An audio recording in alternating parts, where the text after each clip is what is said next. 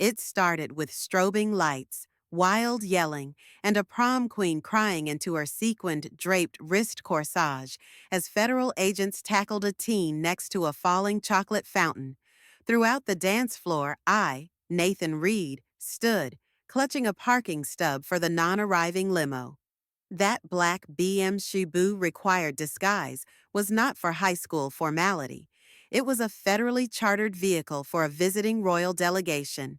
And now it was racing off, hijacked by no other than Linda Harper, our famous HOA president, who determined that her daughter Sasha should arrive via red carpet.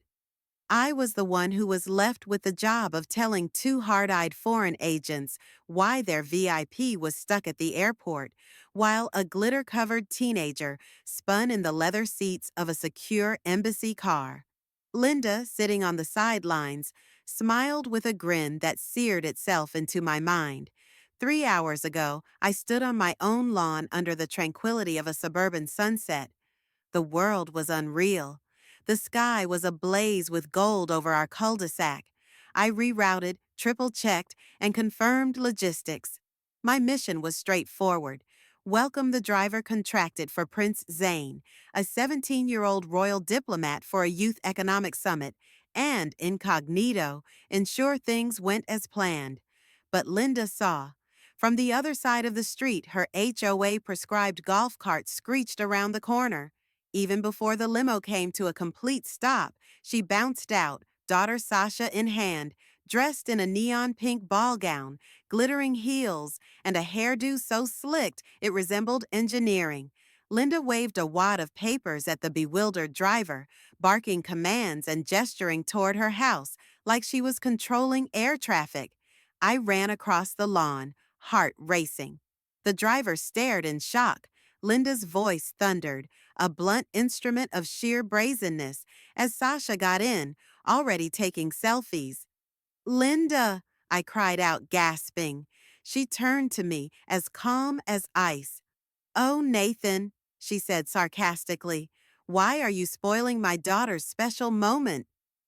That's not your limo, I snapped. That's a secure diplomatic car. She blinked and then let out a harsh laugh. You mean the diplomat who wasn't here? You were late. Sasha's prom takes precedence over some dignitary's cousin. We have photos to take at the Arboretum. The driver, still confused, muttered, She said she was authorized, had paperwork. I looked at the papers, HOA letterhead, full of typos, and Limousine, misspelled in bold letters. I didn't get a chance to say anything before the limo sped away.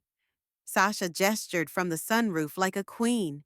Linda yelled out, Have fun at your meeting, Nathan. Next time, book earlier. My cell phone rang, an embassy number. Where is the vehicle? A voice barked. I stuttered, trying to clarify. Prince Zane had arrived 30 minutes too soon. He was sitting in the terminal with his security detail, while a limo with encrypted communications gadgets, classified reports, and diplomatic tags sped off to prom in the care of a teenage girl who was best known for previously protesting the community pool's absence of mango-flavored water. A black SUV skidded to a stop in front of my house 10 minutes later. A dark-suited agent with sunglasses and an earpiece got out. Do you know what you've let yourself in for? He said. He displayed the live dashcam footage. Sasha was dumping pink champagne on the floor inside the limo, shouting, This trumps Vegas. Behind her, Linda claimed, I pulled strings. I'm HOA president. The screen displayed the words, diplomatic transport. The agent said, if they access that sat phone or the classified documents, we're facing a potential international crisis. I felt sick. Linda, the same woman who fined me for a garden statue too close to the curb, had stolen a government asset and didn't care. We attempted calling. She didn't pick up. I sent 3 messages. She replied with a selfie of Sasha exiting the limo at the gym, captioned, Bow down, losers. The agent grumbled, I'm acting like I didn't see that. This is now a recovery operation. We sprinted to the prom site. It was absolute pandemonium. Streamers caught in lighting fixtures, a malfunctioning fog machine, and teens running out of the way as agents flashed their badges. The limousine was parked at an angle, Sasha's heels stuck in the front grille. In the interior, Linda presided over the snack table, gesturing proudly to other parents. I arranged top transportation for my daughter. One of the agents spoke quietly to her, and her face dropped. You're joking, she hissed. You're ruining her prom. Ma'am, he said flatly, you hijacked a federally protected vehicle. That's grand theft and interference with diplomatic operations. Sasha, mid-photo, gasped. Wait, this is illegal? We rented it, Linda barked. Security moved in. Cameras flashed. Parents gasped. The chocolate fountain toppled. And then Prince Zane arrived, stepping out of a backup SUV in a tailored suit. He scanned the chaos and muttered, Unbelievable! The following morning, 2 agents showed up at my door. No words, just folders and stern faces. I invited them in and filled chipped mugs with stale coffee.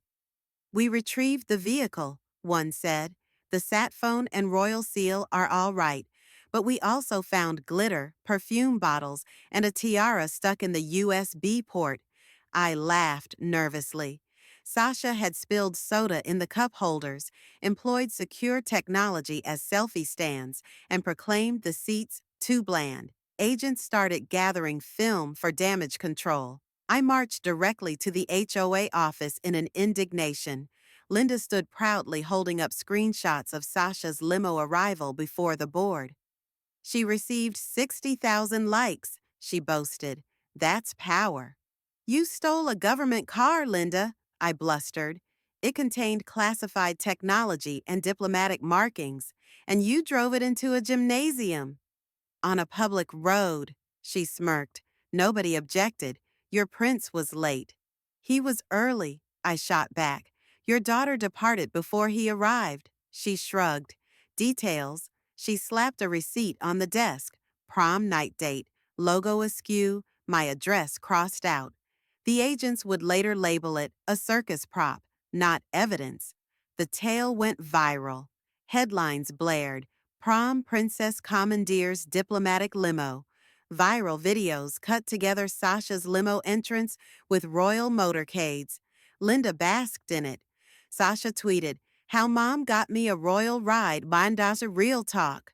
In the meantime, the royal family was humiliated. Prince Zane, proud but exhausted, had to ride in a rented sedan, unescorted. An official diplomatic protest condemned the HOA's carelessness. Linda put it on her wall. We're global now, folks, she said. At the following HOA meeting, residents had had enough. Mrs. Grayson stood, quivering.